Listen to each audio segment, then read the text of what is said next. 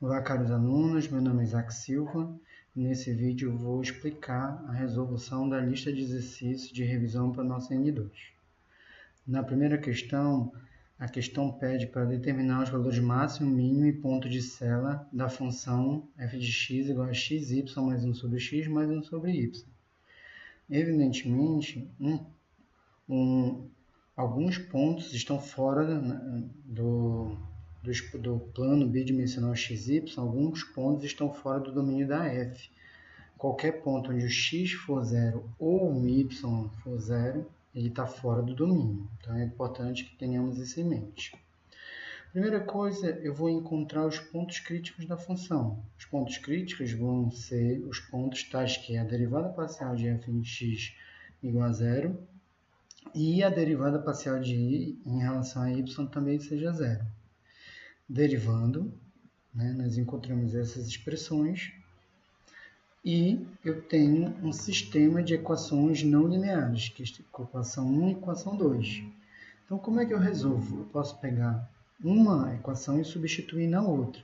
Eu peguei a equação 1, o y é a equação 1, e substituí na equação 2.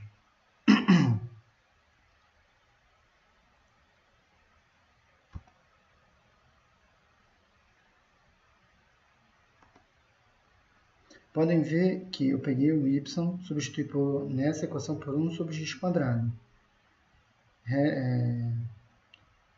Utilizando com a potência de fração, divisão de fração por fração, chegamos em x igual a x da quarta. Isso é a mesma coisa que x da quarta menos x igual a zero. Colocando x em evidência, eu tenho que ou x é zero ou x ao cubo é igual a 1. Só que x igual a zero já está eliminado, porque não está no domínio. X ao cubo é igual a 1, eu só tenho x igual a 1. Quando x é igual a 1, o y é igual a 1. Então, eu já tenho um ponto crítico que é 1 em 1. Na verdade, é o nosso único ponto crítico, certo? Então, é o ponto que resolve o sistema não linear. Então, agora eu tenho que fazer o teste para saber se esse ponto é máximo, mínimo ou célula. Eu faço a segunda derivada em x, fxx, segunda derivada f de y, e aí eu aplico no ponto. E também falta as derivadas cruzadas, f de xy, que vai ser igual a f de yx, que é igual a 1. As derivadas parciais de primeira ordem são contínuas, então o teorema garante isso aqui. Substituindo no determinante d, eu obtenho que esse determinante aplicado no ponto 1 em 1 é positivo. Logo, eu tenho que olhar para o sinal da derivada fxx, que também é positivo. Logo, como d positivo e a derivada segunda em x, xx é positivo, então 1 é ponto de mínimo. Tá? Então, é importante que vocês saibam esse teste, ponto de máximo, mínimo e flexão, e saber encontrar os pontos críticos de uma função dada. Vamos para a segunda questão. Na segunda questão, a questão pede para utilizar o método dos multiplicadores de Lagrange para determinar os valores de máximo e mínimo da função x ao quadrado vezes y, sujeita à restrição x ao quadrado mais 2y ao quadrado igual a 6. Bom, então o método de multiplicadores, ele consiste em eu admitir que eu tenho um parâmetro lambda, onde a derivada parcial em relação a x de f vai ser um múltiplo da derivada parcial em x de g, que g é restrição. O mesmo acontece em relação às derivadas parciais em y, e a minha própria g de xy, que é a restrição igual a zero, ela também faz parte desse sistema linear, sistema não linear.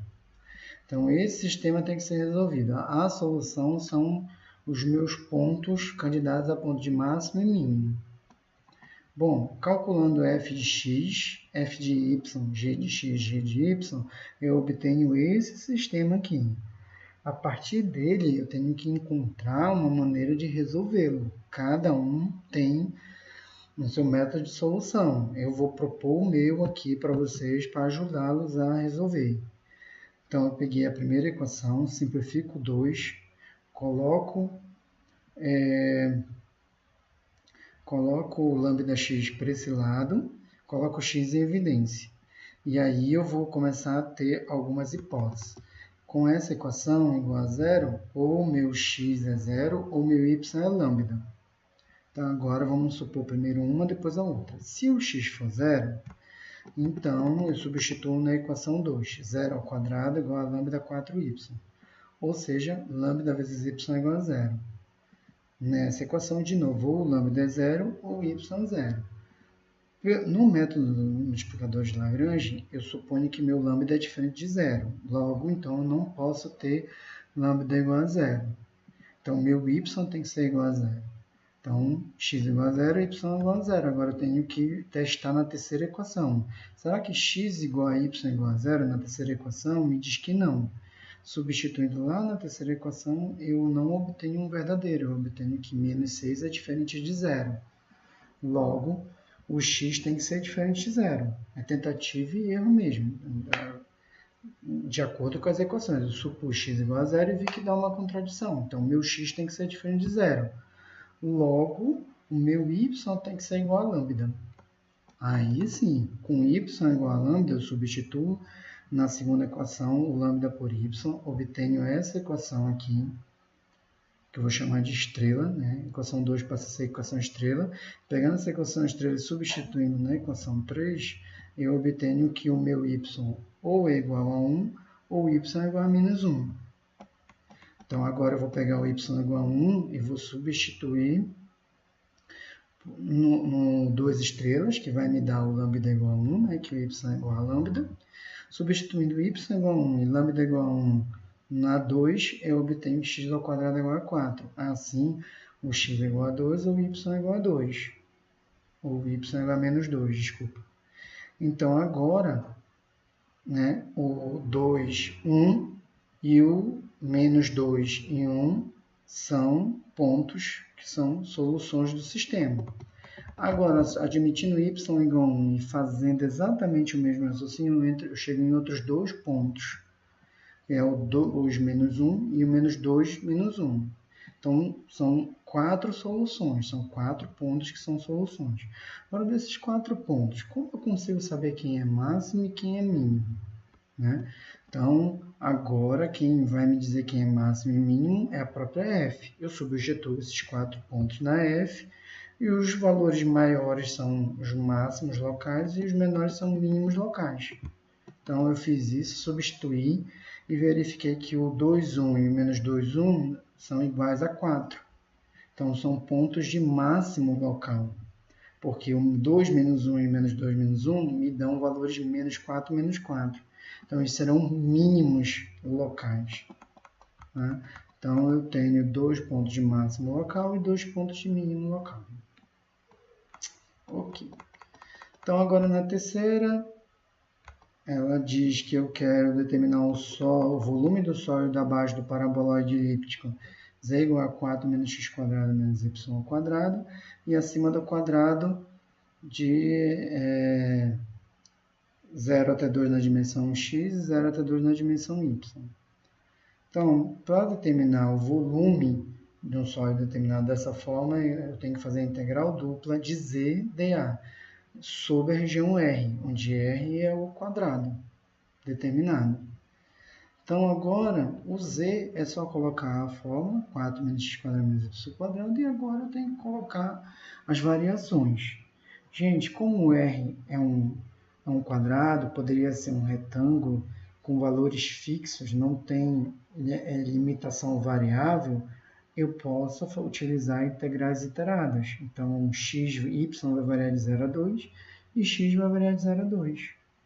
E depois que eu faço essa análise, só me resta integrar duas vezes. Integro essa função, aplico o teorema fundamental do cálculo de 0 a 2, e daí o resultado eu integro de novo e obtenho esse resultado.